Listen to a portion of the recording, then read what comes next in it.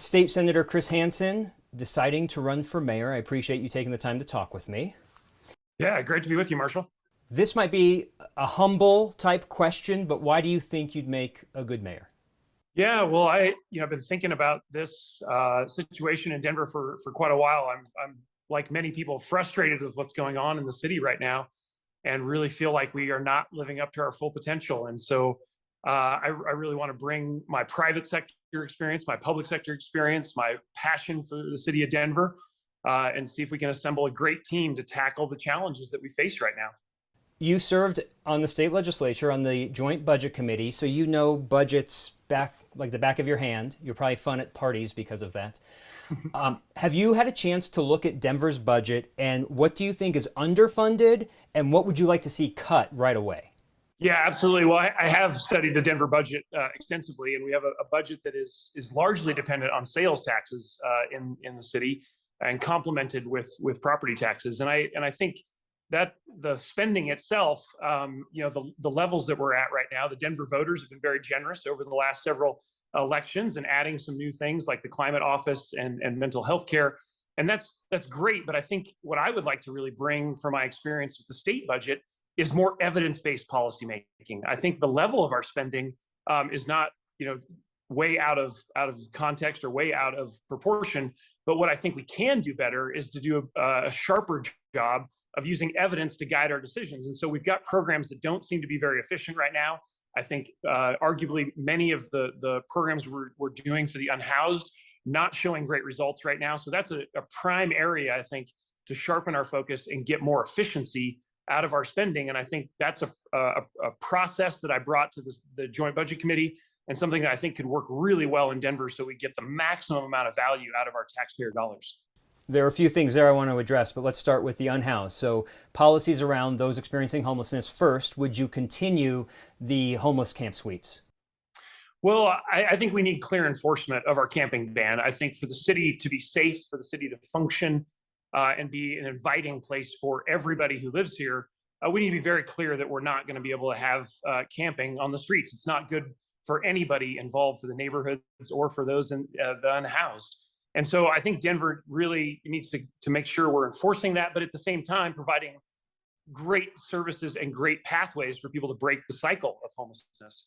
And this is where I think we can really step up our partnerships with nonprofits, particularly the Salvation Army, Denver Rescue Mission, have had some great success. And I think that's a place where the city can really double down and work with the private sector and work with philanthropy to make more rapid progress. What is evidence-based in how helping those experiencing homelessness works that Denver's not doing? Yeah, I had a chance to spend the day with the Salvation Army a couple months ago, and one of the things that I really took away from that was the incredible success they've had with providing services to families that are experiencing homelessness. They've reached about 90% placement rate for permanent housing.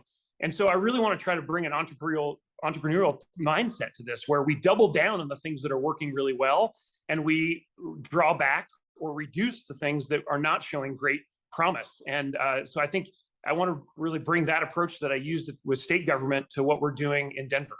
I just want to be clear from the first answer, it's continuing the homeless sweeps, but doing different ways to assist. Yeah, that's right, Marshall. I mean, I think we have to be very clear, and I think the citizens of Denver, as well as those experiencing homelessness, the camping on the streets is not good for anybody involved. And so, I think enforcing Denver's camping ban is a high priority. I think the voters of Denver have been very clear about that, supporting it at over 80% during the last ballot question on this. And I think it's a key for Denver to be successful is that we try to get people out of that situation as quickly as possible. And I think clear enforcement is part of the approach. In their previous answer, you mentioned city reliant on sales tax. The city sales tax, when you add in the state sales tax, is among the highest in the metro area, 8.81%. A lot of that voters chose to increase at the ballot. Is there waste that, based on how Denver spends? Well, I'm going to combine two questions here: sales tax and property tax. Property tax, and I know you're big about what you've done at the state legislature with lowering the increase for the next 2 years. Still increasing, but just not as much as it would be otherwise. Property tax in Denver, the city council recently approved a new fee for trash pickup. Voters just increased property taxes for libraries, and it appears voters are increasing a property owner fee for sidewalks. I think there's a mindset that says, I pay property taxes for the city to do that. My money that goes to the city is supposed to cover that. So you've got high city sales tax when you buy things, and you've got high property tax now. Where is money just not being spent wisely, and can we get some of that back? Yeah, well, Marshall, I think this is what the next administration has to take a really hard look at. I mean, the Denver voters have been clear about certain priorities they want to have set, and they've provided, in some cases, very specific funding mechanisms for those. But it's led us to this overall situation, and you're exactly right, where we do have one of the highest sales taxes in the state, where the property tax that is not covering everything we think it should cover. And I think we've got to look for more efficiency there. And I think my experience on the state budget is really going to help in that endeavor. Not, shortchanging the things the Denver voters clearly want, but being super efficient about how we're spending that money. And, sales tax is highly regressive. It hits working families very hard. And so I think if there's a way we can start to look for efficiencies, then that is really going to allow us to hold the line on sales tax and keep Denver affordable. And that is a really high priority for me in talking during this race. Can you mention any specific areas that you know are wasting money that, hey, if we were more efficient in these areas, we wouldn't have to hit you twice with trash and hit you twice with sidewalks? Yeah, no, it's a great question. I think the two areas I've looked at the hardest are public safety and areas around services to the unhoused. Both huge parts of Denver's budget, and both places where I think there are some really clear efficiencies. I mean, we talked a little bit before about how we can be smarter about spending the money to help the unhoused. Right now, we're spending a huge dollar per head. There was a recent report that just came out about that, and not seeing great results. The numbers, in fact, growing and not coming down. And that's where I think more creative partnerships with folks like the Salvation Army and the Denver Rescue Mission can really enhance our efficiency. And that is a place where we can start to find some new room in the budget. There's also some special districts, fees that are part of the Denver landscape, particularly in certain neighborhoods that have used those for infrastructure. Some of those are going to be expiring. That's another place where we can start to save money and redirect funds to the high priority areas. So I think within a $1.6 billion budget, bringing that type of approach of using evidence, of doubling down on what works and stop doing what's not. And I think there's some really great initial places that we can find efficiency, especially in the services to help folks who are unhoused. And I think on public safety, where we need to really focus those dollars on building a great police department. And we've enhanced that in this last budget that the mayor did. And that is going to be a really important part of making Denver successful. So we've got to be really focused and really efficient in that area of public safety. Does that mean Denver police budget gets cut? Not at all. I mean, I don't think the city can function without a world-class police department. Denver is a city that's growing up. We have gone, from medium-sized town to large city now, and we need a great police department. We need to celebrate great policing and, of course, hold mistakes accountable. And we've got some of those things we're seeing right now in the news.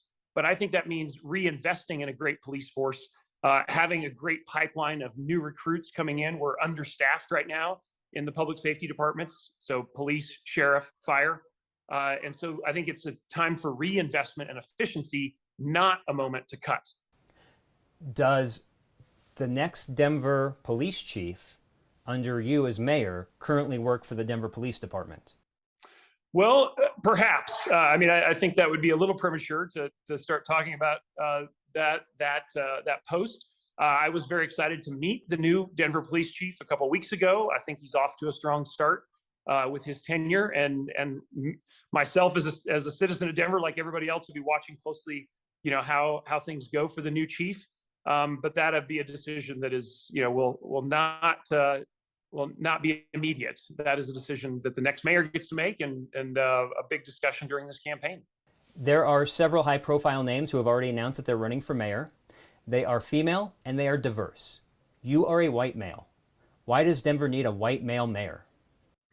Well, I think Denver has had a really long history of carefully evaluating the candidates that are in the race, regardless of their background, their creed, their ethnicity, et cetera. And so I am confident the Denver voters will be able to do that again. And my approach is really just to put a lot of optimism, a lot of positive ideas in front of the Denver voters and let them make the best decision. And I think there's a really great track record of Denver picking the best candidate, and I hope to earn everybody's vote. Where do you fall? I know it's a nonpartisan race, but we know you're a Democrat because of the state Senate. Where do you put yourself, moderate, progressive, on that balance? Well, I've always thought of myself as pragmatic and progressive. I certainly have run for the state legislature in that frame. I feel like I've been able to accomplish a lot at the state legislature by taking that approach. I think it's who I am as an engineer and sort of the mindset that I bring to problem solving, and try to be very pragmatic and listen to all sides and then come up with the best solution that we can after sitting down at the table with all the folks involved. And I think that's exactly what Denver needs right now. We have complex, very tough issues and challenges that we're facing. And I think hiring a problem solver, hiring somebody who's going to be pragmatic in the mayor's office, I think that is what Denver needs right now. And I'm going to do my best to make that case to the voters. Would you call yourself the most progressive candidate of the bunch so far? Well, I think I can safely say I am not, depending on how you define that word. I think on the political spectrum, there are definitely some candidates already in the race who are well to my left, so to speak. But again, I think the Denver voters are really great at making a decision about what's best for the city, about who can solve problems for the city. And that's really my hope, is to be that candidate. Just a couple more quick ones here. Are you going to take part in the Fair Election Fund, where you can the public money to run for office? Yeah, Marshall, I appreciate that question. And yes, absolutely. I'm committed to using the Fair Election Fund and plan to do that right out of the gate. As a state senator, people could contribute to your mayoral fund campaign, and you could be making decisions at the Senate that could impact them. How can we be assured that do you want that to be happening, or are you going to limit who can contribute to your mayoral account? Well, yeah, I think it's a very fair question. I had very good success raising funds for my previous races from a very broad coalition of people around Denver that have supported me when I've run for state legislature. I plan to take the same approach as I run for mayor, and to reach out to every part of the city to ask for support. I don't think there is an inherent conflict. I'm going to do my very best to represent my district in the state Senate. I think I can do that at a high level and still run for mayor. And so I certainly will evaluate any potential conflicts. But I think these are two very different situations, and I think I can serve at a high level in the Senate while running. So no inherent conflict if someone who could benefit from legislation at the Capitol is contributing to your mayor's campaign? Well, I mean, look, I think you're right to point it out. It's something I will be very careful with. It was something that I take very seriously, in my previous races where there are potential conflicts. I take that seriously as a senator. I will take it very seriously as mayor to make sure there are not any direct conflicts. But I also plan to reach out to a broad diversity of the city to ask for support. And being very careful to watch, if there are any potential conflicts with particular votes we take at the state level. That said, different issues, not always some overlap in some of the things we look at, but also a very diverse set of issues at the state level. I'll wrap with this. State Senator Penfield Tate, at the time, State Senator Penfield Tate told us that when he ran for mayor, I think it was 2003, he resigned his seat as a senator because it wasn't fair to his constituents. Why is it fair to your constituents that you continue to be a state senator and run for Denver mayor? Yeah, I think that's something I've thought really carefully about. Over the summer and fall have prepared my bills for introduction. Very excited to continue to work on climate change, making sure our courts are functioning at a high level, providing tax relief to working families. Those are all policies that I have ready to go for this legislative session. And they're drafted and ready to go. And I can present those in the state Senate and represent my constituency in East Denver and Central Denver. But I think can still handle the outreach I need to do for the mayor's race. And so there's certainly it has some overlap that's impossible for there not to be. But I think it's compatible to be able to reach out to voters while also representing my Senate district. I think I took 15 minutes, which is exactly what I was hoping for. So I appreciate you taking the time. Okay, Marshall, thank you so much.